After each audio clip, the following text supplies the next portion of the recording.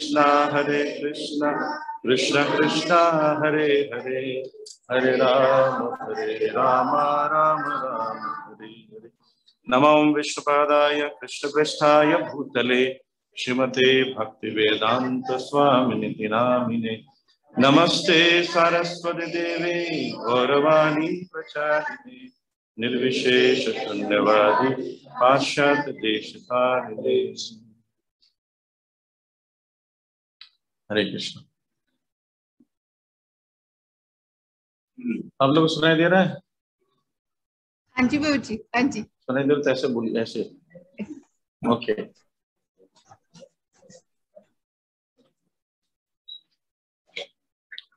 तो हम लोग भगवद गीता अध्याय 3 श्लोक संख्या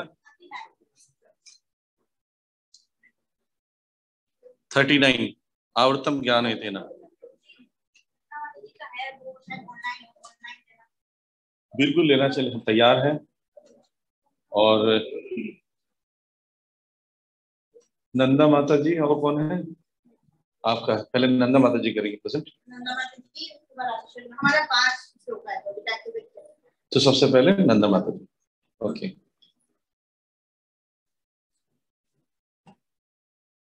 डोली नंदा माता।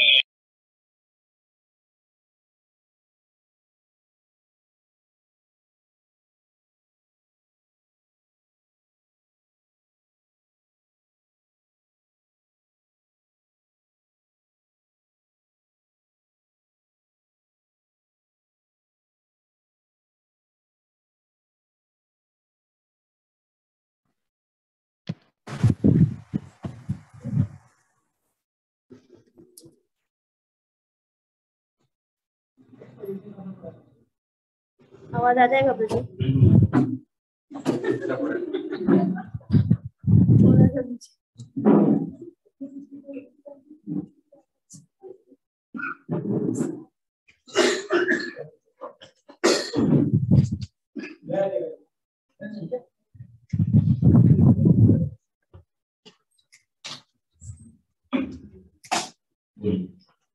जी हमारा श्लोक है 39। आ रही आवाज?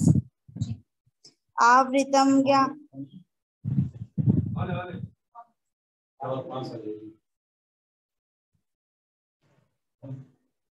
हरे कृष्णा। ठीक है, मैं तेज बोल देती हूँ। आवृतम ज्ञानमेतेन ज्ञानिनो नित्यवैरिणा कामरूपेण कौन्तेय दुष्पुरेण मलेन च। ट्रांसलेशन: इस प्रकार ज्ञानमय जीवात्मा की शुद्ध चेतना उसके काम रूपी नित्य शत्रु से ढकी रहती है, जो कभी भी तुष्ट नहीं होता और अग्नि के समान जलता रहता है। प्रभु जी, ये कनेक्शन पिछले श्लोक से है। पिछले श्लोक 38 में आपने समझाया था लास्ट टाइम कि डिफरेंट लस्ट की वजह से डिफरेंट कवरिंग्स थी, जिसमें 6 प्रकार की कवरिंग्स आपने समझाया था। तो बेसिकली इस श्लोक में भगवान कह रहे हैं कि जीवात्मा का जो शुद्ध चेतना है वो क्या है, ढकी रहती है, काम रूप से नित्य काम से ढकी रहती है। और क्या है, जो काम है वो कभी तुष्ट नहीं होता, जैसे अग्नि के समान जलता रहता है। तो यहाँ पे प्रॉपर ने तात्पर्य में समझाया कि यहाँ जो फिलॉसफी है वो यहाँ पे यह है कि कितनी भी विषय का भोग क्यों न किया जाए, काम की तृप्ति नहीं होती। तो जिस प्रकार निरंतर ईंधन डालने से अग्नि कभी भी नहीं बुझती, तो जो सेंस ग्रेटिफिकेशन है कभी भी सेटिस्फाई नहीं होता, चाहे वो आप उससे कितना भी देते रहो, है मसाला डालते रहो, वो फिर जलती रहेगी। जिस तरह से आप देखते हैं कि जब हम अग्नि जलाते हैं तो अग्नि को बुझाने के लिए हम पेट्रोल से या केरोसिन से डालने की कोशिश करेंगे तो कभी भी बुझेगा नहीं, वो तो बल्कि ज्यादा प्रफुल्लित होगा। तो उसी तरह से काम भी क्या होगा, हमारा काम भी सेंस ग्रेटिफिकेशन, जितने भी ऑब्जेक्ट हम करते हैं वो हमें देते रहो, कभी भी तृप्त नहीं होने वाला। तो प्रभु जी, इसमें मेरा अंडरस्टैंडिंग ये है कि मेरा एप्लीकेशन है, अगर किसी सेंस ग्रेटिफिकेटरी चीजों में मेरा अगर रुचि है, मेरा किसी चीज में काम मेरा ज्यादा है, तो मैं उस पर तृप्त करने का प्रयास नहीं करूंगी, क्योंकि जितना मैं तृप्त करने का प्रयास करूंगी वो और जलता जाएगा। तो बेटर उसको थोड़ा सा रुक करके, थोड़ा सा कंट्रोल करके मैं उसको क्या करूंगी, दूसरे प्रकार के कृष्ण भावना में कार्यों से मैं उसको होल्ड करने का प्रयास करूंगी। यहाँ पे एक अंडरस्टैंडिंग है प्रभु जी, जैसे तात्पर्य में लास्ट के 3rd लाइन पहले प्रभुपाद ने एक अंडरस्टैंडिंग समझाया। इंद्र तृप्ति के आधार पर भौतिक सभ्यता की प्रगति का अर्थ है इस जगत में जीवात्मा की बंधन की अवधि को बढ़ाना। मतलब अगर इंद्र तृप्ति के आधार पर अगर हम भौतिक प्रगति करते हैं, मतलब हम जो हमारा लाइफ है उसको इंद्र तृप्ति का आधार बना देते हैं, तो हम इस मेटेरियल वर्ल्ड में ज्यादा दिन तक रहेंगे। जबकि मेरा जीवन का पर्पस ये है कि मैं ज्यादा कम समय लूं और ज्यादा से ज्यादा भक्ति करके भगवान के धाम चले जाऊं। लेकिन अगर मेरे जीवन का आधार ये बना रहेगा कि इंद्र तृप्ति पे जीऊंगी मैं, तो क्या होगा, मैं ज्यादा दिन तक जीवित रहूंगी और इस भौतिक संसार में फंसती रहूंगी, कभी भी निकल नहीं पाऊंगी। हरे कृष्ण प्रभु। ये नंदा माता जी के बिहाफ पर।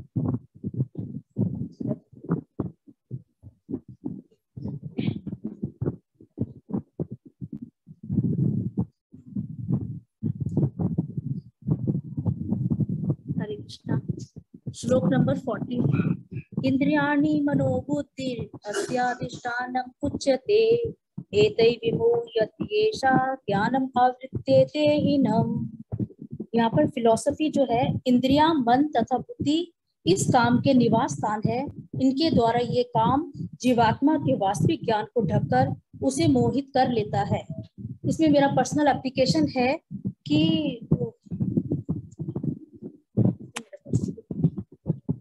जब मुझे मालूम हो गया है कि इंद्रियां, मन तथा बुद्धि इस काम के निवास स्थान है, तो क्यों ना मैं राजा अम्बरीश महाराज की तरह मैं भी अपनी इंद्रियों को भक्ति में लगाऊं। और सेकंड है, मन समस्त इंद्रियों के कार्यकलापों का केंद्र बिंदु है।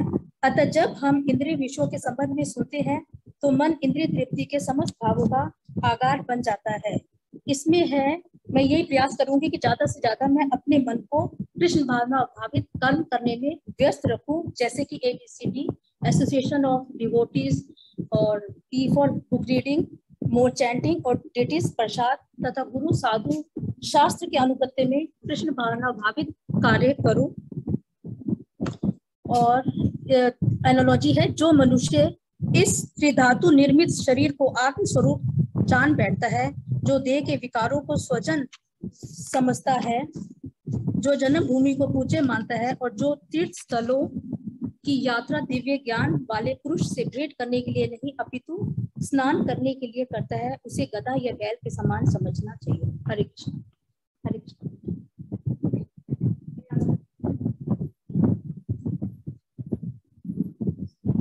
हरे कृष्ण। 41 टेक्स्ट।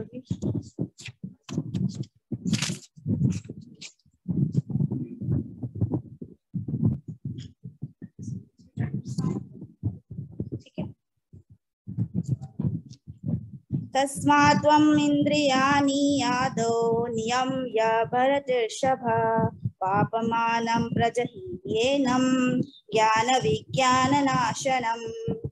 इसलिए हे भरतवंशियों में श्रेष्ठ श्री अर्जुन, प्रारंभ में ही इंद्रियों को वश में करके इस पाप के महान प्रतीक काम का दमन करो और ज्ञान तथा आत्म साक्षात्कार के इस विनाशकर्ता का वध करो।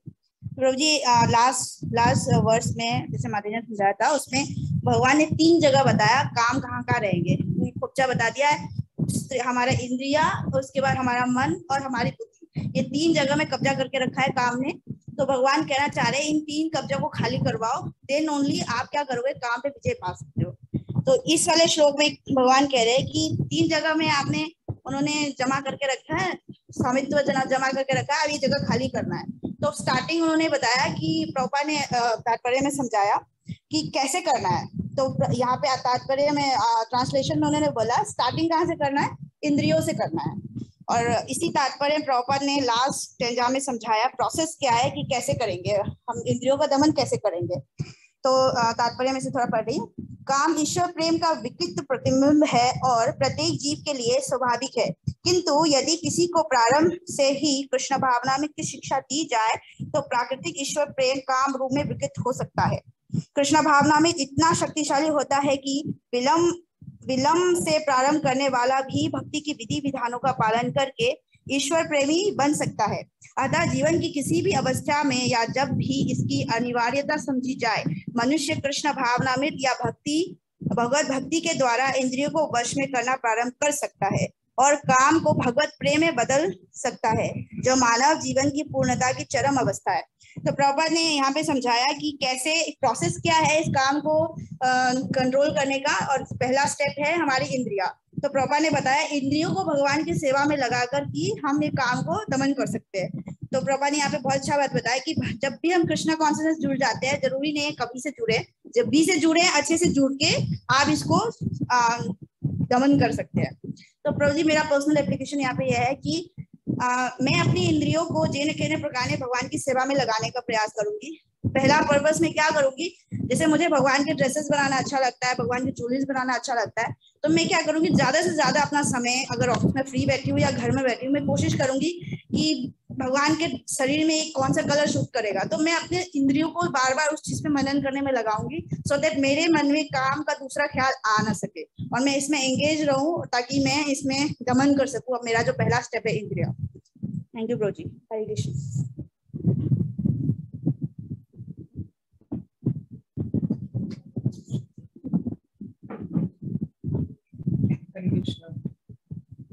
गौरचंद्राय राधिकायै तदालये कृष्णाय कृष्ण भक्ताय तद्भक्ताय नमो नमः।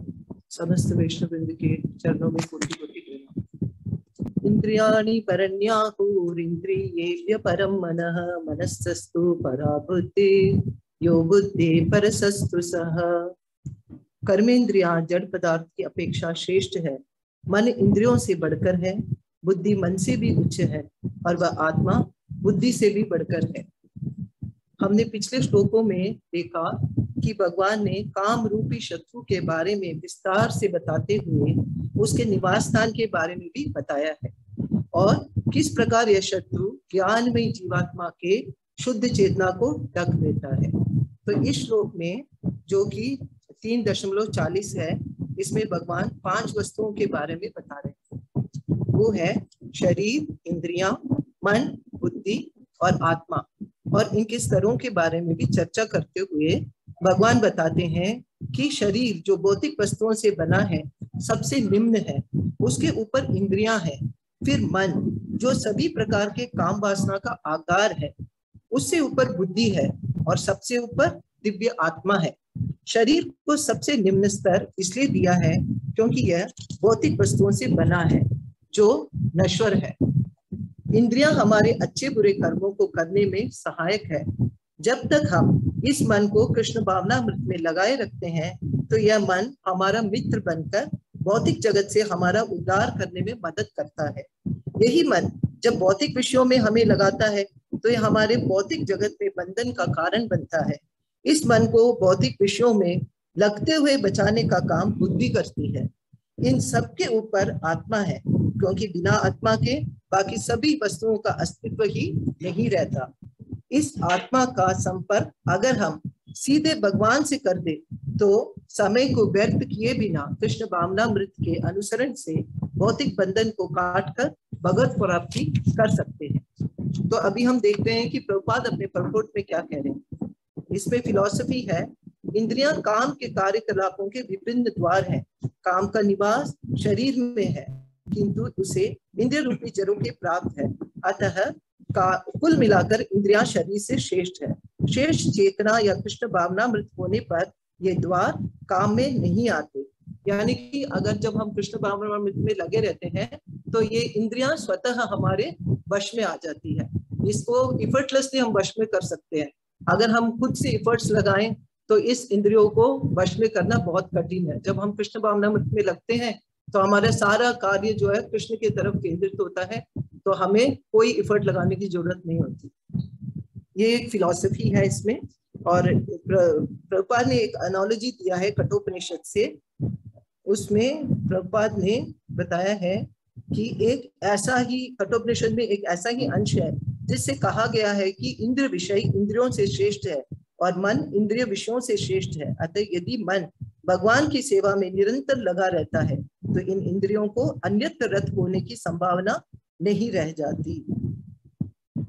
और दूसरी एनालॉजी इसमें है, मनुष्य को चाहिए कि बुद्धि के द्वारा आत्मा की स्वाभाविक स्थिति को ढूंढे और फिर मन को निरंतर कृष्ण भावनामृत में लगाए रखे।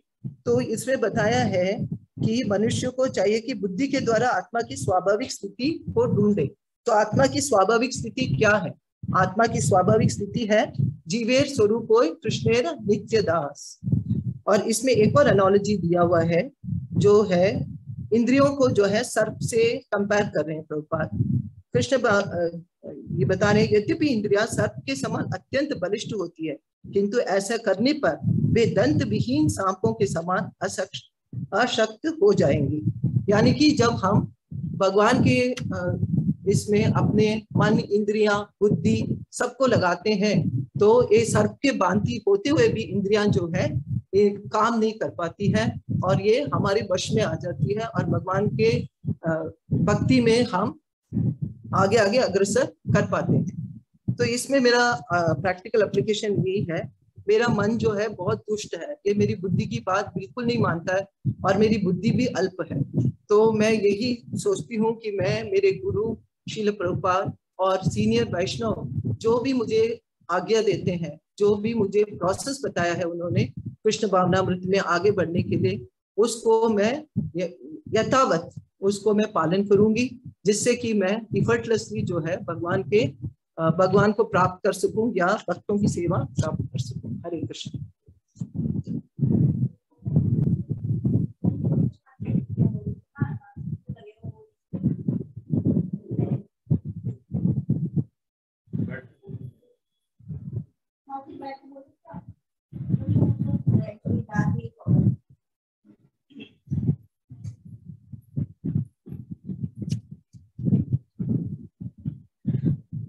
श्लोक नंबर 43।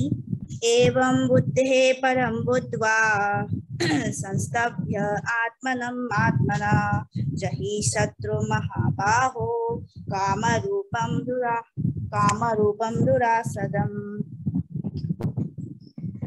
इस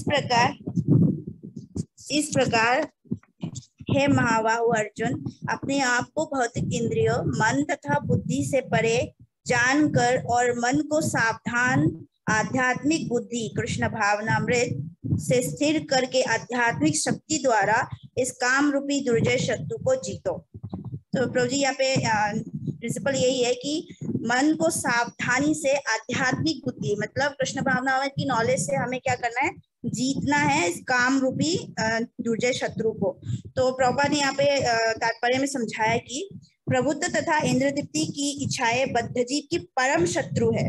कृष्ण भावनामृत की शक्ति से मनुष्य इंद्रिया, मन तथा बुद्धि पर नियंत्रण रख सकता है। इसके लिए मनुष्य को सहसा अपने नियत कर्मों को बंद करने की आवश्यकता नहीं है, अपितु धीरे धीरे कृष्ण भावनामृत विकसित करके भौतिक इंद्रिय तथा मन से प्रभावित हुए बिना अपने शुद्ध स्वरूप के प्रति लक्षित स्थिर बुद्धि से दिव्य स्थिति को प्राप्त हुआ जा सकता है। तो प्रभु जी यहाँ पे प्रभुपाद जी यही कहना चाह रहे हैं कि इंद्रदीप्ति और प्रभुत्व जताने की जो मेन हमारी टेंडेंसी है वो हमारी मेन शत्रु है, यानी वही हमारा काम है। सॉरी।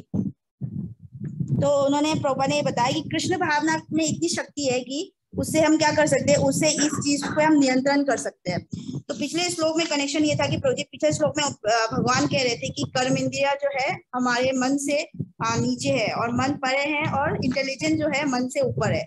तो ये हमें ये जब हमें ये बुद्धि हो जाती है, यहाँ पे आध्यात्मिक बुद्धि का स्पेशली वर्णन किया है, तो जब हमें पता चल जाता है कि हमारी जो आत्मा है वो भगवान का है और भगवान का नित्य दास है, मन, शरीर, इंद्रिया ये सब निम्न है, उनका उन पे बस नहीं चल सकता, तो हमें अपनी आध्यात्मिक शक्ति को विकसित करके उसको डेवलप करके जो हमारी मटेरियल इंद्रियों की और मन की टेम्पटेशंस को कम करके हम क्या कर सकते हैं, इस काम रूपी दुर्जय को, शत्रु को जीत सकते हैं।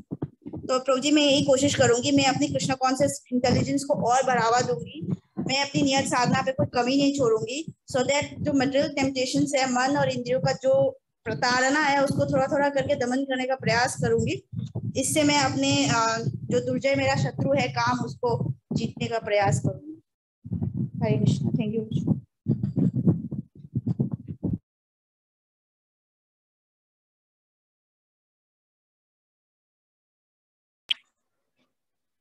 हरे कृष्ण।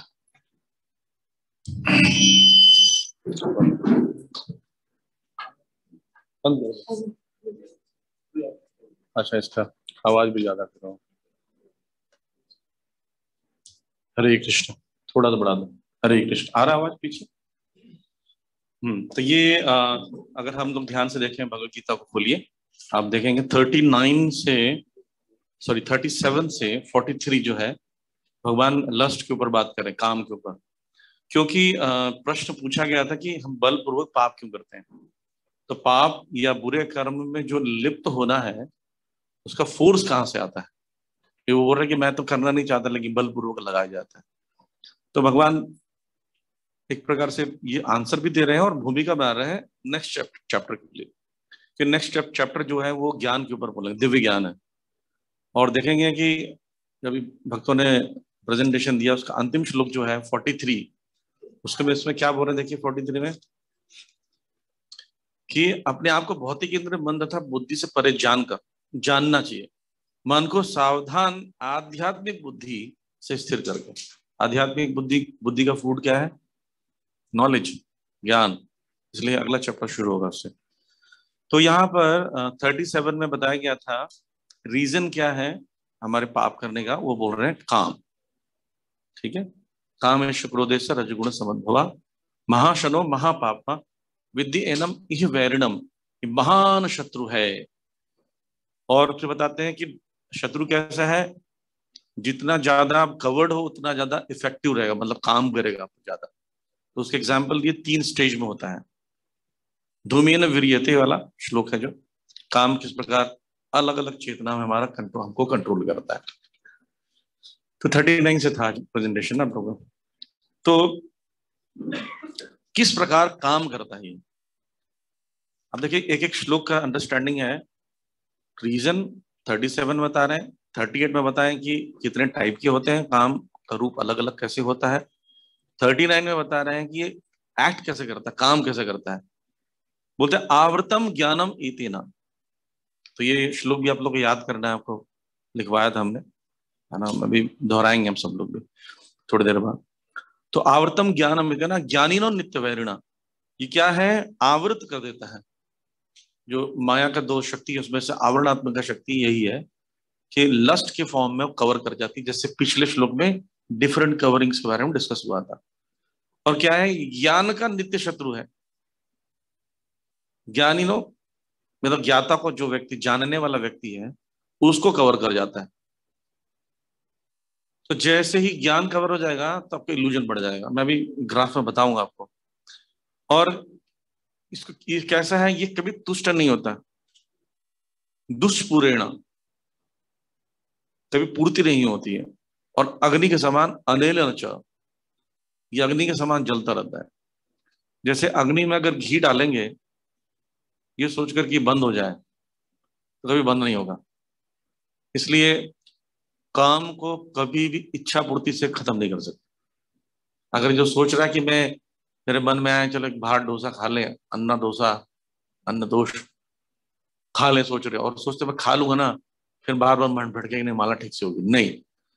अब आपने क्या किया, काम की जो कील जो ठुकी हुई थी आपकी चेतना में, इसको और एक हथौड़ा मार दिया आपने, और अंदर घुस गया। कभी भी याद रखना, काम की पूर्ति, मन की इच्छा पूर्ति, मतलब मन को और सपोर्ट करना हुआ। मन तुम जो चाहते हो करो, इंडिपेंडेंट करना। प्रभा जी कहते हैं मन को कंट्रोल करने का सबसे पहला तरीका है कि मन की बात मानना बंद करो। जो मन बोलता है उसका अगेंस्ट बात करो, ये पहला रूल है। जैसे ही बोलता मन ना, मन बोलता है कि ना खड़े होकर चैंटिंग करना चाहिए, बोले नहीं, अब खड़े होकर नहीं चैंटिंग करेंगे, बैठ के ही करेंगे, कुछ भी हो जाए, तब मन कंट्रोल होगा। लेकिन हम उल्टा करते हैं, खड़े हो जाते हैं, ये मन कर रहा है। आपने क्या किया, चैंटिंग के समय ही मन की इच्छा को पूर्ति कर दी। अब मन क्या बोलेगा, नहीं थोड़ा घूम लो। पढ़े थे ना, चंचल ही मन कृष्ण प्रमाति बलवत दृढ़म, उन्होंने बोला था। तो प्रमाति है, बलवत है, जिद्दी है, बच्चे के समान है, तो उसकी डिमांड्स आती रहेंगी। पुराने जमाने में एक चैनल होता था टेलीविजन में, दूरदर्शन। उसको कैसे देखते थे याद है आपको? जब वो दूरदर्शन का गोल घूमता ना, उसको भी देखते रहते थे, डंग डंग डंग डंग डंग, याद है? उसको भी देखते रहते। कितना कंट्रोल था हम अपने मन पर, सोचिए।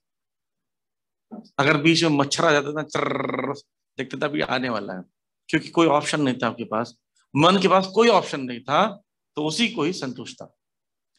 अब आपके पास 400 चैनल हैं, टीवियां बदल गई, रिमोट में झगड़ा होता है, रिलेशनशिप खराब हो जाता है टीवी को लेकर। ऑप्शन बनने के बाद मन शांत नहीं हुआ और बदमाश हो गया। जितना ऑप्शन देते जाओगे मन को, इच्छाएं पूरी करते जाओगे, उतना आपको डिस्टर्ब करेगा। अगर पता है कैसे पहचाना जा सकता है कि हमारा मन डिस्टर्ब है, हमारा मन चंचल है? सबको पता है हमारा मन चंचल है, पर ज्यादा चंचल कैसे पता चलता है?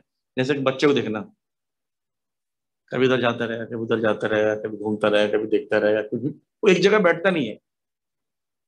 ऐसे ही देखना, हम भी कुछ कुछ ऐसे करते हैं, कुछ एक्स्ट्रा करना चाहते हैं, शांत नहीं है। और जैसे ही आपने एक्स्ट्रा किया, याद रखना मन को सपोर्ट कर दिया, तुम जो चाहे कर सकते। मम्मी चॉकलेट लेना ले लो, बंदूक लेना ले लो। ट्रेन में देखते हैं बच्चे जब बैठा रहता है, मम्मी मूंगफली, भाई मूंगफली दिखाओ, बच्चों को देना है, नमकीन, खीरा, झालमुड़ी सब लिए जा रहे हो। आपने क्या किया? बच्चों को बिगाड़ रहे हो। सिमिलरली मन जो चाहता अगर करते जाओगे, गड़बड़ हो जाए। इवन स्पिरिचुअल लाइफ में भी डायरेक्शन चाहिए। देखिए, जब आप मैंने पिछले बार बताया था ना, मन माया कली, MMK, मन माया कली अगर इकट्ठे हो जाएं तो आपको इतना पॉलिटिकली आपको फंसा देंगे कि पूछो मत। वो ना आपको स्पिरिचुअल थॉट देके बिगाड़ देंगे, क्योंकि आपको पता है अभी इतनी बुद्धि आ गई कि हमको स्पिरिचुअल चीजें करनी है, तो स्पिरिचुअल चीजें बोल देंगे। तुम बहुत दिन से वृंदावन नहीं गए, जाओ घूम के आओ, मन बोलेगा। हाँ, वृंदावन जाना तो गलत थोड़ी है, लेकिन पूछना पड़ेगा। अरे पूछेंगे, मना कर दिया तो पूछो मत, आप ग्रस्त हो। ब्रह्मचारी को परमिशन लेने की जरूरत पड़ती है, मन बोलेगा। और वृंदावन जाने में क्या दोष, जाओ, ऐसा होता है। तो अब कितना स्पिरिचुअल थॉट है ये, लेकिन क्या है? इंडिपेंडेंट बनाने का थॉट है। स्वतंत्र जीवन ही सफरिंग का मूल कारण है। और यहां पर आके भी आध्यात्मिक जीवन में स्वतंत्र रहने के लिए हमारा मन करता रहता, अपनी मर्जी से करना चाहता नहीं।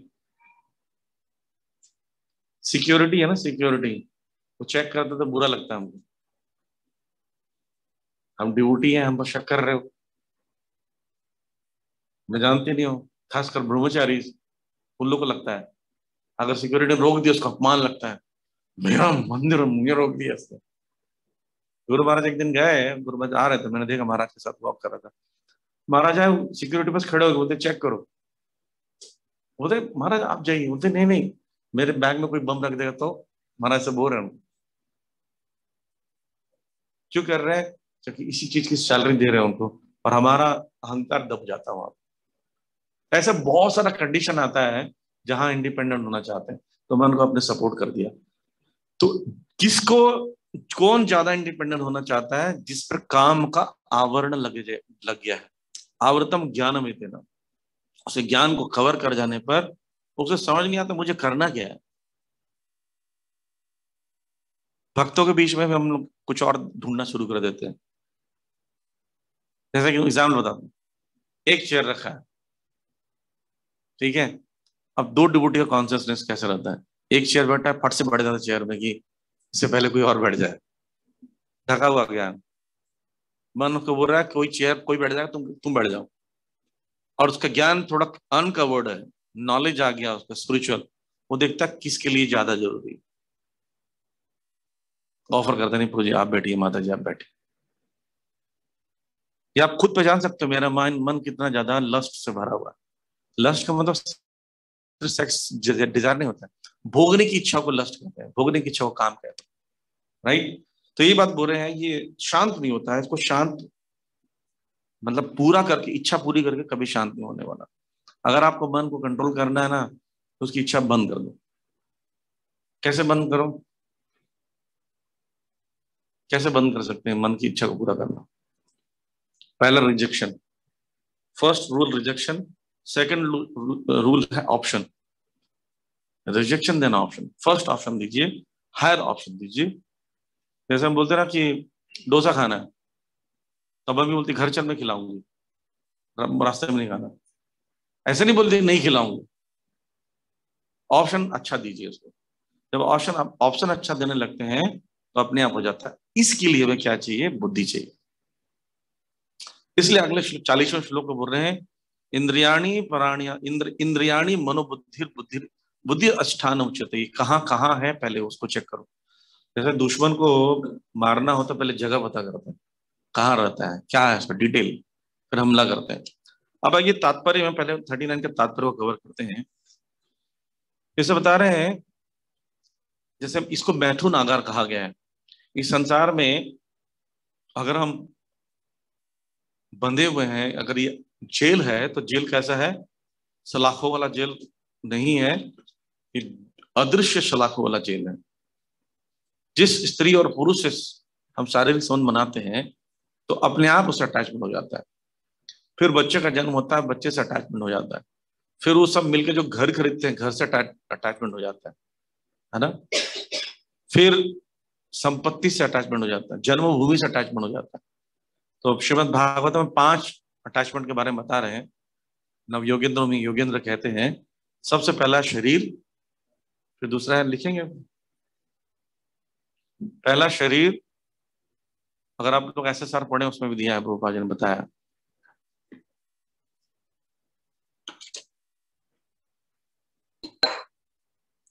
दूसरा है शरीर से संबंधित रिश्तेदार,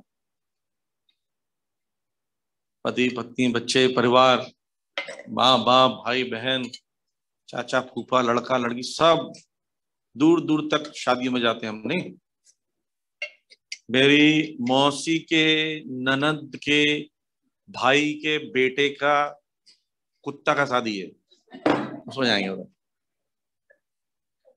उसमें भी जाएंगे। क्यों जाना है? गहने क्यों रखे हैं, गहने क्यों खरीदा था हमने? रोज पहन नहीं सकते कि चोरी हो जाएगी, तो शादी में पहन लेते है ना। जो महंगे महंगे हमने कपड़े खरीदे हैं, महंगे महंगे सूट खरीदे हैं, वो कब पहनेंगे? कितनी भी गर्मी हो 3 पीस पहन के जाते हैं। नहीं, भारी भरकम साड़ियां होती है जिसको एक बार ड्राई क्लीन करो तो 10 बार पहनने के बाद ही ड्राई क्लीन करते हैं उसको। नहीं, सच्चाई है ये। रिश्तेदार। तीसरा है जन्मभूमि, जमीन जायदाद, प्रॉपर्टी पेपर। प्रॉपर्टी को लेकर कितने रिलेशन खराब हो जाते हैं, झगड़े होते हैं भाई भाई बहनों बहनों में, परिवार में।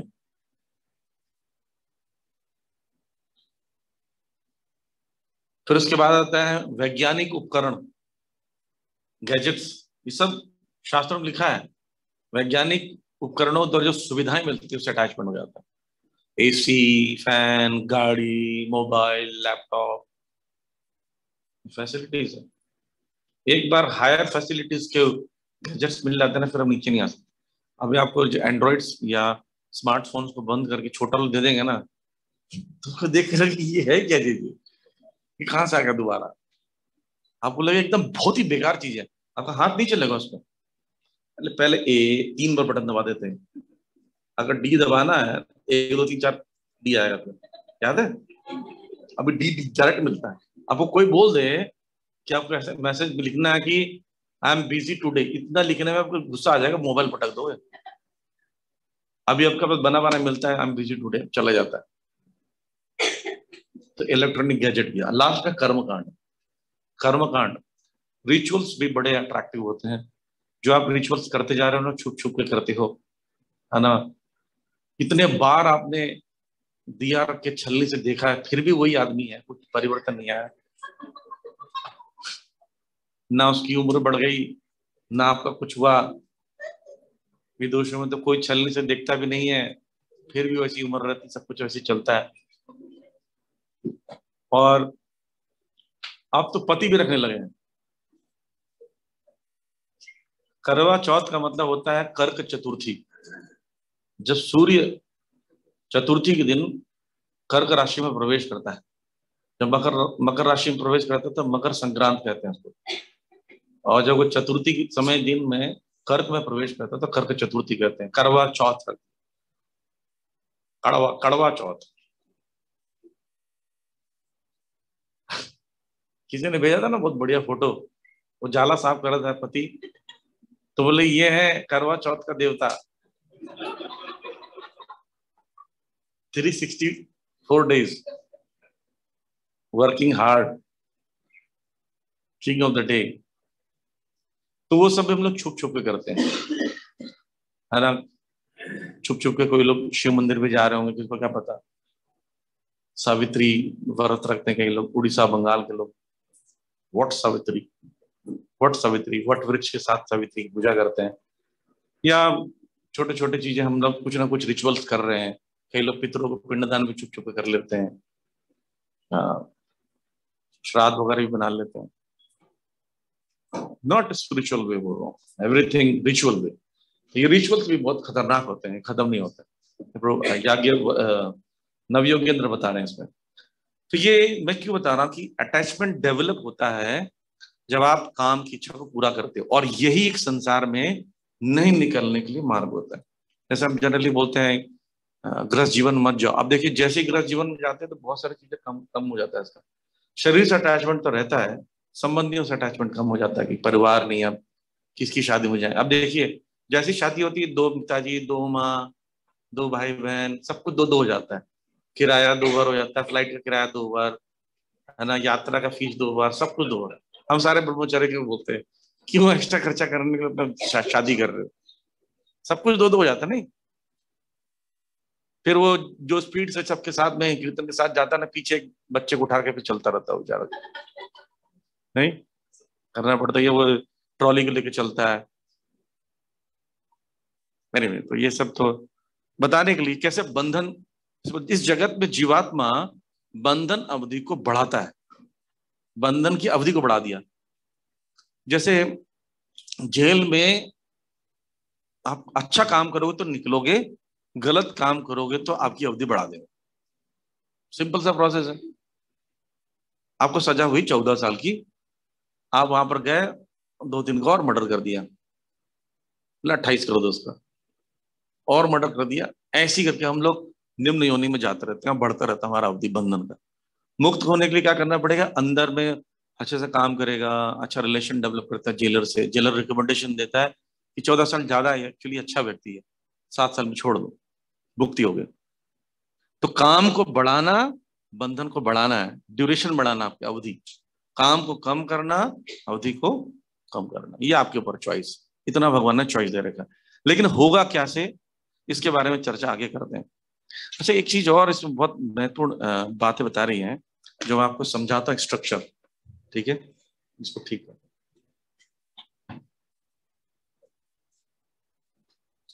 वैसे सुनाई दे देगा मेरी आवाज, फिर ये लोग सुनाई देंगे। इसको फोकस करो।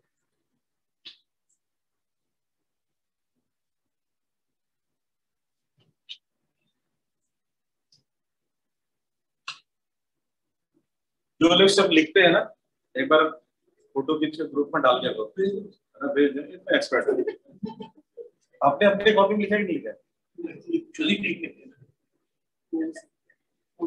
ओके, एक प्रश्न है, आप बताइए, उसका आंसर कौन बताएगा आप में से। तो मैं चाहता हूँ ये सब चीजें प्रैक्टिकली हम समझे। भगवद गीता थ्योरी तो पढ़ ही रहे हो। इसमें बोल रहे हैं, सीक्वेंस सबको पता है, इंद्रियाणि प्राणी और इंद्रिभ्य परमन मन रस्व परा बुद्धि बुद्धि पर 42 बोल रहे हैं, 342, ये भी याद करना आप। तो इंद्रियों से परे, जैसे चश्मा है, मैटर, मैटर से पावरफुल इंद्रियां होती है। मैंने हाथ में इसको पकड़ा है, पर इंद्रियां अपने आप से नहीं चल सकती, तो मन उसको चला रहा है। पर ये ठंडा गर्म होता तो बुद्धि बोलती मत पकड़ो, तो बुद्धि मन को भी कंट्रोल करती है। बुद्धि परतस्तु सह, बुद्धि से स्ट्रॉन्ग क्या है, आत्मा है। पर आत्मा से स्ट्रॉन्ग क्या है, परमात्मा है। आत्मा भी बद्ध है, और परमात्मा से जब डायरेक्शन लेंगे तो आत्मा कंट्रोल हो जाएगी, चेतना शुद्ध होगी, चेतना शुद्ध होगी तो बुद्धि शुद्ध होगा। ज्यादातर हम इसको समझ नहीं पाते हैं, मतलब हम क्या सोचते हैं, तो मैं मन को कंट्रोल कर लूंगा। अगर ऐसा होता तो भगवान भक्ति बुद्धि ये प्रोसेस का क्या मतलब है, राइट। अब क्वेश्चन आता है कि अहंकार का कहाँ रोल है इसमें, इस पूरे सीन में वेयर इज अहंकार? यस, मन अहंकार से ढका हुआ है, ये लस्ट ढका हुआ है। अहंकार क्या है फिर, अहंकार का रोल क्या है, फंक्शन क्या है अहंकार का, कौन बोलेगा? ट्राई कीजिए।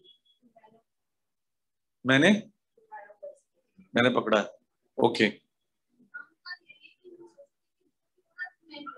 ओके। नहीं, अहंकार इन सब पे फंक्शन काम कैसे करता है, ये तो आप इफेक्ट को बता रहे हो। जैसे बुद्धि डिस्क्रिमिनेट करती है, तो मन को बोलती है कि ये सही है गलत तुम करो। तो अहंकार क्या करता है इन सब के साथ? अहंकार है ना, अहंकार तो एग्जिस्ट करता है। मन बुद्धि अहंकार सूक्ष्म शरीर है, वो कैसे एक्ट करता है इन सब पर?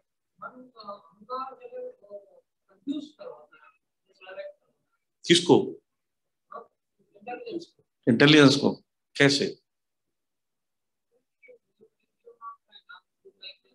तो मैं वही समझाने जा रहा हूं कि आत्मा से लेकर इंद्रियां तक हमारा फंक्शंस कैसे करते हैं। अगर ये फंक्शंस को समझ गया ना, तो आप काम इसको कंट्रोल कर सकते हैं। क्योंकि अभी तक हम यही सोचते हैं कि हम कंट्रोल कर सकते हैं, पर अहंकार इतना बड़ा फैक्टर है कि अभी कभी आप कभी भी कंट्रोल नहीं कर सकते आप। इसलिए प्रभुपाद जी भगवद गीता में इसमें बोल रहे हैं, ट्रांसलेशन में बोल रहे हैं कि जब हायर टेस्ट आपका जब तक डेवलप नहीं होगा तब तक कंट्रोल नहीं कर सकते। मैं बताता हूँ कैसे।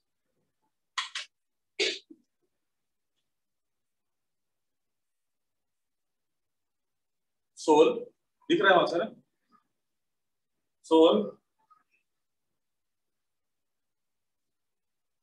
ये उसका कॉन्शियसनेस है, चेतना है, लाइट उसका प्रकाश। अहंकार हाफ दिखा रहा हूँ, बोल बना सकता हूँ। अहंकार के ऊपर क्या होता है, कवर करता है मन इंद्रियां, ठीक है। अब देखिए सोल है,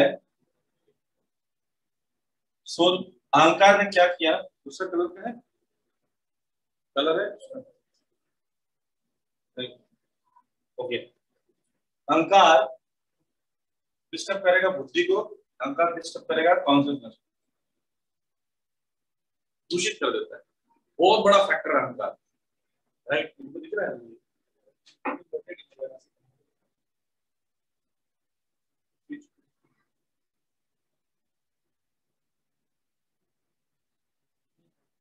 आप सब लोगों को दिखाते हैं।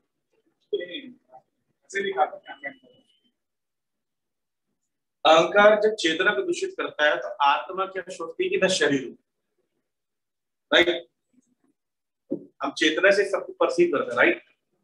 आत्मा को ये ऊपर जो चेतना है, तो चेतना को जब दूषित कर देती है तो आत्मा ही सोचता है कि मैं शरीर हूं। जैसे ग्लास लगा हुआ है, सामने से बॉल आता है तो हमें लगता है हमें लग जाएगा। टीवी देखते हैं, टीवी में खून देखते हैं, मर्डर देखते हैं, आपको लगता है हो रहा है, जबकि नहीं हो रहा है।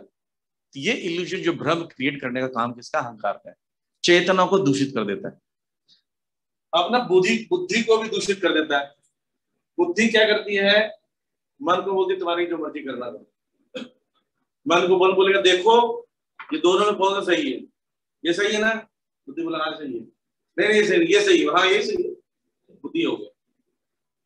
अब उदाहरण के तौर पर जोरू गुलाम, जोरू गुलाम समझते हैं ना, 5 बच्चे, पति पत्नी, 5 नौकर,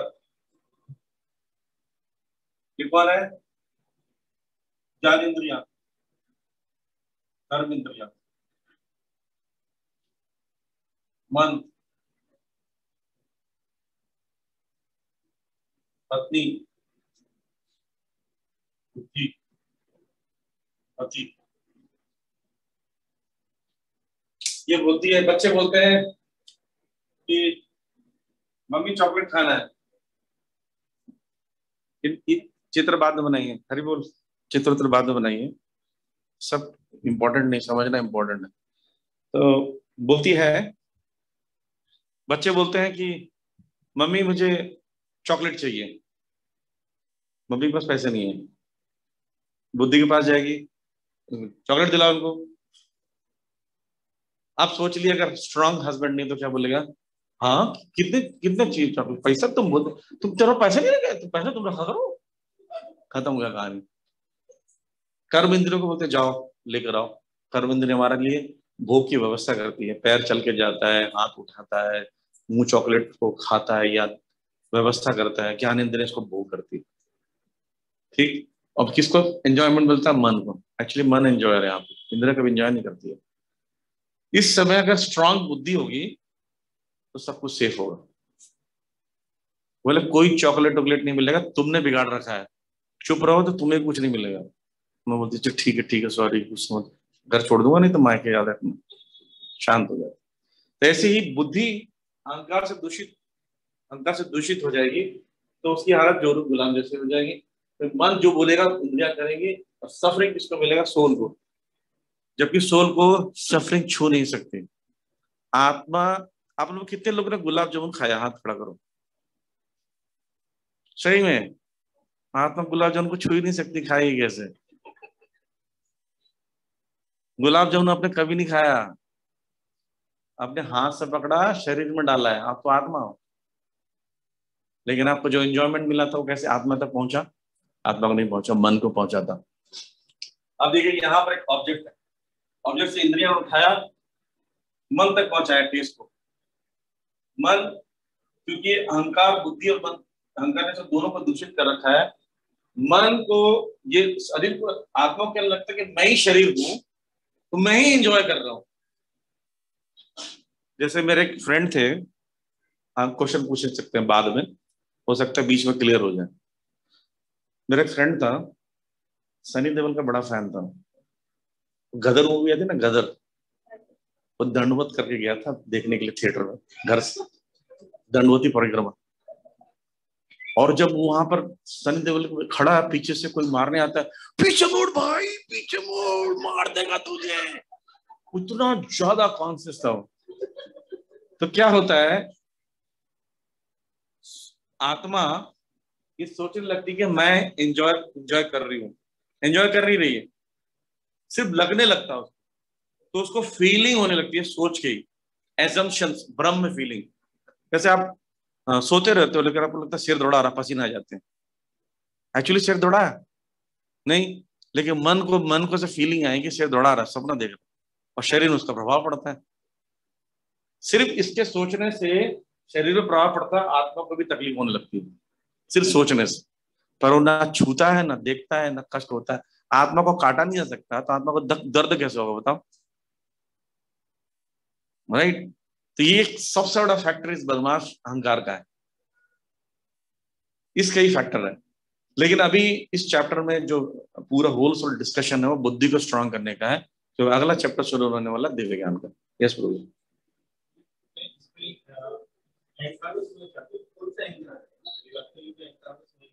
कौन कौन से अहंकार होते हैं?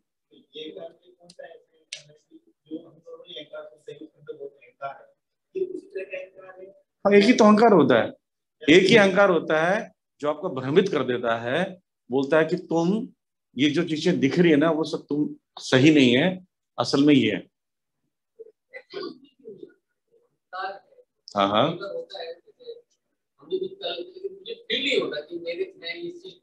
फील हो गया क्या? फील हो गया मतलब आपको समझ में आ गया ना। देखिए अहंकार आपको भ्रमित कर रखा है और आप बोल रहे हो कि फील क्यों नहीं होता है।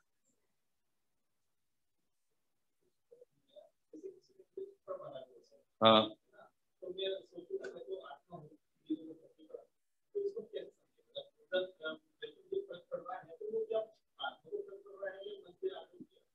देखिए इंद्रियों को थप्पड़ पड़ा, इंद्रिय शरीर पे पड़ा, मन ने क्या सोचा?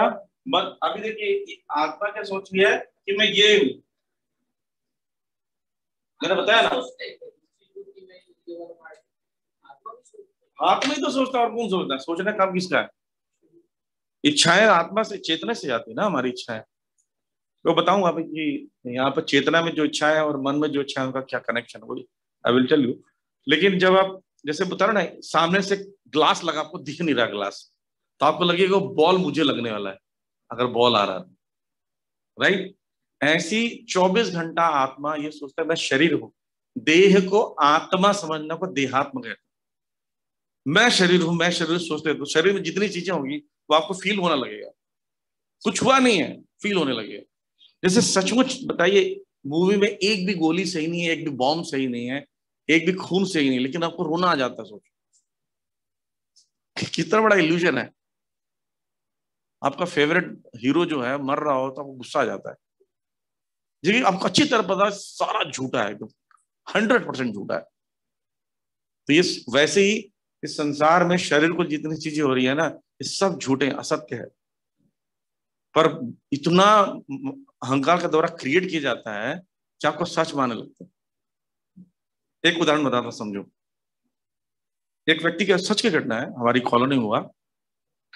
अंकल जी कहीं बाहर गए थे, टूर गए थे। उनका उस जमाने में मोबाइल का कनेक्शन मिलना बहुत मुश्किल था, छोटे समय की बात है, ये 99 की बात है। मोबाइल होता नहीं तो मोटरोला होता था, कनेक्शन नहीं मिलता था। तो घर लौट रहे थे, तो घर लौटे थे, जब मोहल्ले से बाहर निकले तो एक डेड बॉडी जा रही थी। तो डेड बॉडी को उन्होंने देखा तो ऐसे किया, ऐसे प्रणाम उन्होंने कि भगवान चलो किसको बेचारे किसी का कोई मृत्यु हो गई। और घर पहुंचा, देखा उसके घर में भीड़ लगी है। अंदर क्या, बोले क्या हो गया? बोले बेटे चला गया आपका। वो बेहोश हो गया। बेटे के बॉडी को देखा है, बेहोश नहीं हुआ, सुन के बेहोश हो गया। समझ रहे? जो उसने अडॉप्ट किया उस इल्यूजन को, जब फील किया इल्यूजन को, तब उसको फील करने से उसके शरीर में डिफॉर्मेशन आया। पहले फील नहीं किया था, देख के फील नहीं। मेरे मेरे परिवार का बॉडी नहीं है, मुझे कोई दुख नहीं है, अरे मेरे परिवार का बॉडी है, दुख है। तो ये भ्रम होता है, मैं शरीर हूं और मेरा शरीर से संबंधित है। और जो 5 चीजें बताएं कि इल्यूजन ही हटाना पूरे भक्ति का लक्ष्य है, भ्रम हटाना। यस,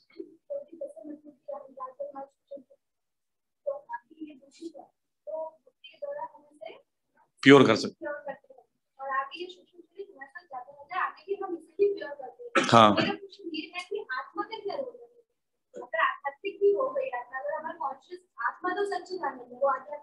हाँ, आत्मा का रोल, आत्मा का तो सारा रोल है। आप क्या सोचते हैं कि शरीर चलता है? आत्मा चलता है तो शरीर उसके साथ चलता है।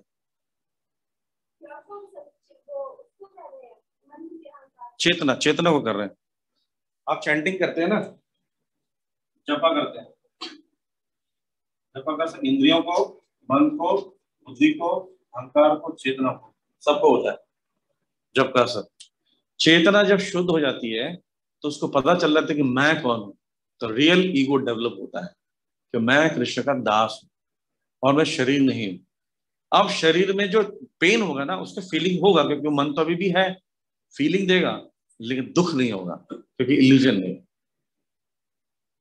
अब मन जो है उसका एक्शन जो होगा ना, उसका केंद्र बिंदु, उसका लक्ष्य होगा, कृष्ण होंगे, गुरु होंगे, परंपरा होगा, rather than परिवार, बॉडी, समाज, ये सब नहीं होगा। जो उससे शरीर से संबंधित जितने इल्यूजन थे ना, इल्यूजन की तरफ ध्यान देना बंद कर देगा। वैसे नहीं उसको दुख नहीं होगा, रोएगा नहीं, वो सब कुछ होगा, पर वो सब कृष्ण के लिए होगा। जैसे महाराज के पास हम मिलने गए, हमने महाराज को बताया कोविड में एक बाबा जी फ्लावर बनाने आती थी, उनका कोविड में देहांत हुआ। नाम नहीं जानता उनका, उनके बेटा साहब बाहर है, बेटी भी है। तो महाराज रोने लग गए थे, इतना रोए महाराज। फिर हमें लगा महाराज को शायद नहीं बताना चाहिए था। महाराज बोलते she was very good lady, aged थी थोड़ी माता जी। तो महाराज रो रहे थे, दुख हो रहा था, पर स्पिरिचुअल था, क्योंकि कनेक्शन ये कृष्ण के अंश है, प्रभुपाद जी की संस्था में। ये सोच कर दुख हो रहा था, रेदर देन ये सोच कि मेरा कोई है, ये सोच।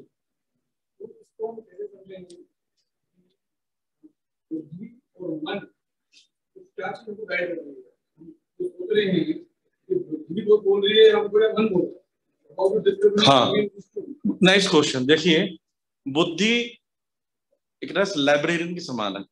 इसको अगर ये समझ गए तो मैं इसका फोटो खींच ले तो मैं दूसरा पोस्टर बताता हूँ। क्योंकि मेरा ना, मैं थ्योरेटिकल बात नहीं करना चाहता, हर चीज में प्रैक्टिकल अंडरस्टैंडिंग होना चाहिए। ठीक है, हो गया।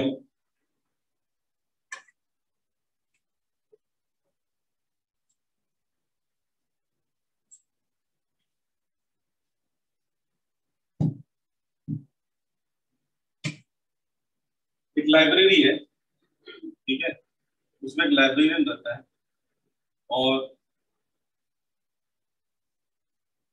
और भी बुक्स है आपके पास, लॉट ऑफ बुक्स। एक बुक लेने के लिए कोई व्यक्ति आता है, ये क्या बोलता है, मुझे एक ये वाली बुक चाहिए। ये क्या करता है, यहां से बुक निकाल के देता है। तो ये क्या हुआ, स्टोर हाउस। एक ये लाइब्रेरी है और ये स्टूडेंट, ये मन है, बुद्धि को बोलता है। बुद्धि डिस्क्रिमिनेट करता है कौन से बुक देना है। तो कहां से बुक देगा वो? बुद्धि के पास भी अपना कुछ होना चाहिए ना देने के लिए। अगर बुद्धि के पास अपना कुछ नहीं होता है तो जो मन इंफॉर्मेशन लाता है ना, ये सही, ये सही है, तुम जो बोलो सही है, ये बुद्धि का फंक्शन हो गया। तो बुद्धि ऐसे एक्ट कर रही है।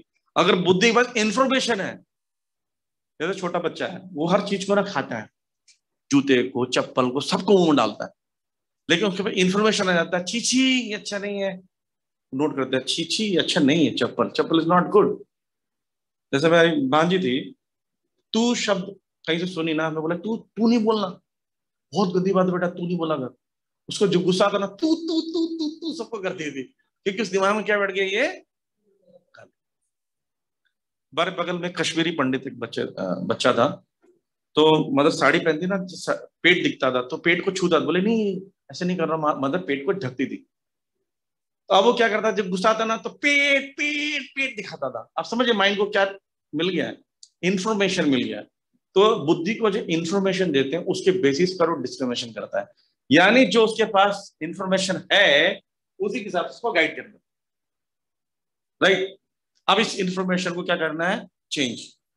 इसमें क्या भरना है, सिर्फ स्पिरिचुअल। अब मन कुछ ही मांगे, बोले इसी से बताऊंगा, मैं इसी से बताऊंगा, कुछ नहीं बताऊंगा, तो मन भी कंट्रोल हो जाता है। मन कंट्रोल करने का यही तरीका, सेकंड फेज ये है कि स्ट्रांग इंटेलिजेंस होना। ये अब देखिए लास्ट 43 में क्या बोल रहे हैं भगवान,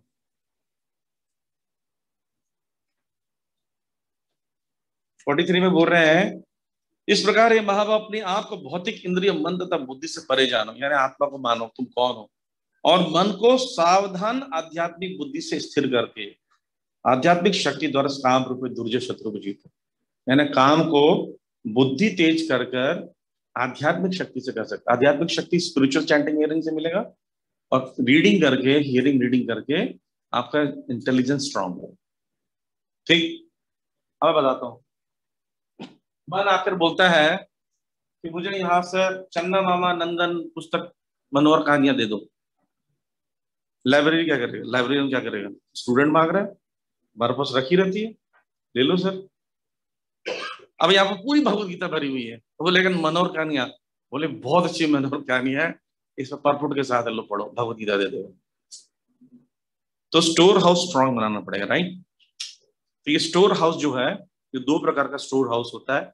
एक जो मन के लिए रखा जाता है इस पर्टिकुलर लाइफ के लिए, सेकंड फेज।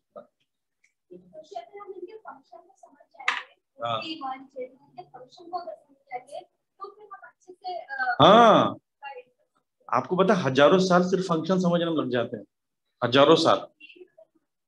और इस समझने के बाद आपको, इसलिए बोल रहा दो चीज चाहिए इसमें, बोल रहे हैं कि आध्यात्मिक शक्ति स्पिरिचुअल एक्टिविटी से प्राप्त होता है, और फंक्शन को समझते हैं तो उस पर कहाँ क्या डालना पता चल जाता है। देखिए, आप अगर रीडिंग अच्छे से नहीं करते हैं तो आपका बुद्धि कभी तेज नहीं होगा। अब बुद्धि तेज नहीं होगा तो आप कभी भी मन को कंट्रोल नहीं कर सकते। अब बुद्धि तेज हुआ, कंट्रोल करना चाहते हैं, now you need power. That power comes from chanting and reading. यानी आप किसी ने साधना अच्छी कर ली और रीडिंग बहुत स्ट्रांग कर लिया, बहुत अच्छा डिसीजन ले सकता है, अच्छे से हैंडल कर सकता है सिचुएशन को। आप ज्यादातर देखना, आप बोलते हैं आज मेरे से गलती हो गई, मैंने क्रोध कर दिया, मैंने ये बोल दिया, यानी मैंने आज ये नहीं किया। अब ध्यान देना, सब बुद्धि का काम होता है। जैसा किसी पे क्रोध करते थे, क्यों करते हैं, परिणाम याद नहीं रहता, परिणाम याद नहीं है। परिणाम अगर याद रहेगा कि मैंने इसको क्रोध किया, अपराध लगेगा, ये ठीक नहीं है, मेरी भक्ति के लिए ठीक नहीं है, शांत हो जाओ। तो लेकिन क्या होता है कि आपके पास बुद्धि है, अब बुद्धि का प्रयोग क्यों नहीं कर पाते हो, क्योंकि आध्यात्मिक शक्ति नहीं। जब आप गुस्सा आता है तो फिलोसफी कहाँ जाती है? साइड में फिलोसफी बोलते बाद में देखेंगे, सीनियर जूनियर क्या होता है बता दूंगा कौन है। इसका मतलब स्पिरिचुअल एनर्जी नहीं है आपके पास। जैसे आपके पास शिवाजी राव का तलवार दे दें तो पूरा परिवार तो उठाने में लग जाएगा, 80 किलो का होता है, तो पावर भी चाहिए, तलवार से काम नहीं चलेगा, राइट? जैसा बंदूक है, चलाना भी आना चाहिए, स्किल भी चाहिए। तो जो साधना, हियरिंग, रीडिंग अपनी अच्छे से करते हैं, चैंटिंग अच्छे से करते हैं ना, वही पढ़े हुए ज्ञान को भी उपयोग कर सकते हैं, नहीं तो नहीं कर सकते। ये सब चीज आपको पता है, देखिए जो बातें बताई जा रही है। लेकिन स्ट्रांग साधना नहीं होने से इसका इम्प्लीमेंट का जो सिचुएशन आता है फेल हो जाता है। तो सारा खेल है दो चीजों का, अंडरस्टैंडिंग डेवलप करना और साथ साथ में स्पिरिचुअल एनर्जी बढ़ाना। ये क्रक्स है इसका, ठीक है? मैं कुछ बताने जा रहा था, आप लोग हो गया फोटो खींच? हाँ,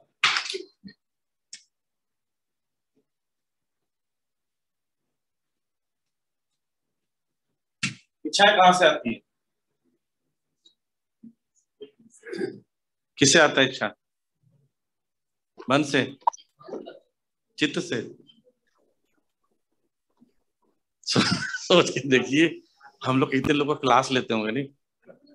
कितने आश्रय क्लास लिया, कितनी जगह प्रवचन दिया है, इच्छाओं को दमन करो कुंती पुत्र। इच्छा कहाँ से आती है वो बात पूछ रहा, माला होती कि नहीं होती तुम्हारी? जब आपको उत्तर नहीं आता तो 4 आंसर दिया करो। पहला, कल्प भेद।